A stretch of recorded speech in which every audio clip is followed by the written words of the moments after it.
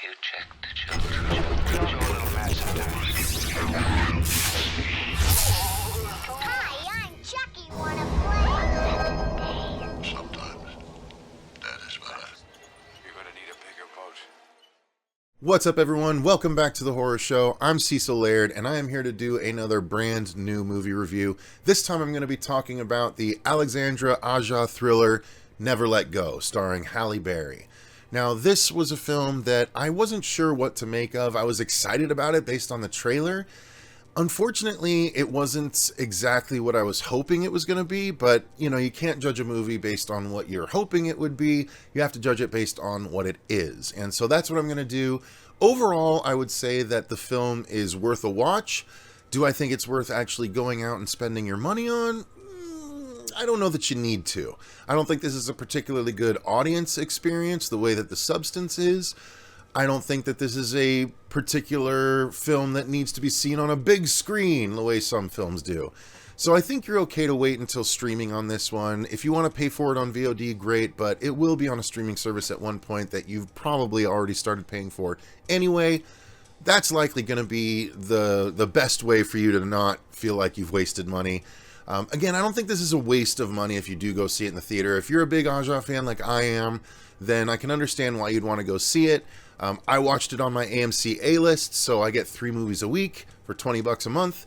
So it wasn't a lot of skin off my back to go and see it. That's the way I watch a lot of these movies if I don't get to see a screener.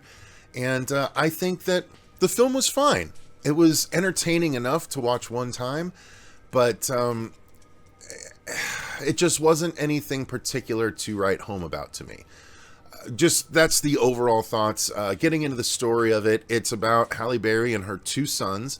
They're living in this remote cabin in the middle of the woods. We don't know exactly where, we don't know exactly why, but we are told by Halle Berry, who's a bit of an unreliable narrator at times here, that the world has ended and she and her sons are the last people alive, and they can only stay alive in this world if they exit the house looking for food, if they are still tethered to the house via these long ropes. As long as they're touching the ropes, then they are safe. So hence, never let go. If you let go, you are no longer safe, and the evil can attack you. If it even touches you, it takes you over, and you become violent and you try and start killing everyone around you. That's the setup of the film, and you don't know what's real and what's not through most of the film, and that's part of the, I guess, fun of how things play out. I'm not going to spoil anything, but I will say that the film took some turns that I wasn't expecting. While it's not altogether unique, it was unique enough where I didn't know where the film was going to go at any given point. It does kind of change about halfway through, and that was a welcome thing for me. I was like, oh, I wasn't expecting that. Okay, let's see what happens now.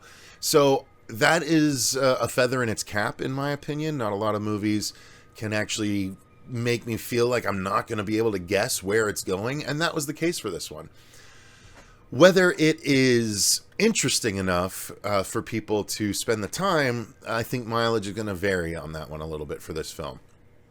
So that, again, without spoiling where everything goes, that's the long and short of the story, and that's the way I felt about it. It was a little bit on the underwhelming side, but, you know, it's at least something that I'm glad I saw one time. Getting into the acting, it was great. I mean, there's 3 actors in pretty much the whole thing. I mean, again, without spoiling anything, but they're all very strong. Halle Berry and both sons. Obviously, children in film they can be a big risk, and these 2 young boys were actually very good. And I bought into everything that was happening along the way, and that goes a lot towards their talent. And Halle Berry is reliable in most anything that she puts out, and I think she was doing quite a bit of heavy lifting in this one, and I think she was very successful.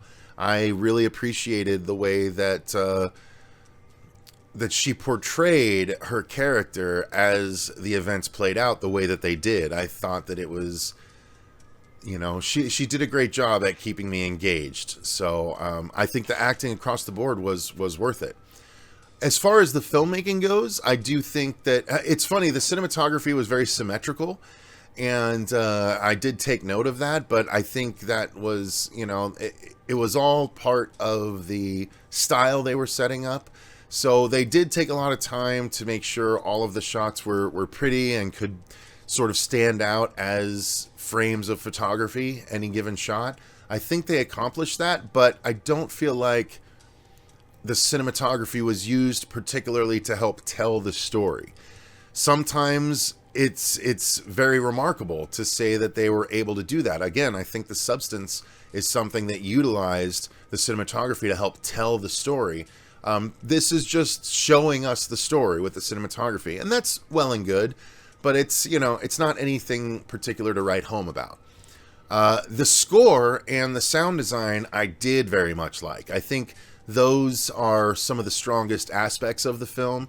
The score was really good. It was moody. It definitely set a tone when it was included.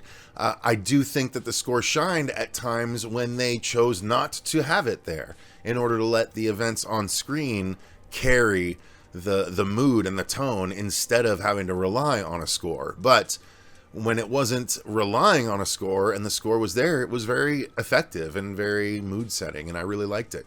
Sound design played a big role in this because every time that they decide to step away from the house with ropes around them, they don't necessarily go together in a group. They fan out because they're trying to find food, because again, they're living in this cabin in the middle of the woods, and it's not like they can DoorDash or anything like that. So they have to go out every single day and forage for food, and food is getting more and more scarce. And so you get to play around with that. But unfortunately, the sound design was much better than the story or the cinematography in particular. I will say that the editing played a big role in this film, especially when the evil was around, because there's an aspect to the film that isn't revealed in the trailers that I did think added to the tension as far as, the entity and who it's visible to and whatnot. So without spoiling, I think that added a layer of tension that I wasn't expecting. And so the movie made some interesting choices, some smart, some kind of like, okay. But overall, I do think it's entertaining, but not so invaluable that you need to spend your money to go and see it in the theater, as I said towards the beginning. Effects-wise, there's not a ton to speak of, so I don't think, it's such a major point to hit on for this particular film. But all in all, it's a very competently made movie with really good sound design and a really cool score, a so-so story with really solid acting. I mean, take all of that with a grain of salt because it's coming from little old me. But I will say that that's the easiest way to explain Never Let Go. And, I'd be interested to hear your thoughts if you do give it a try. So if you do so, let me know what your thoughts are on the film in the comments down below. Thank you to all of our patrons for supporting the channel the way that you do. Until next time, though, I've been Cecil Laird, and remember, stay scared.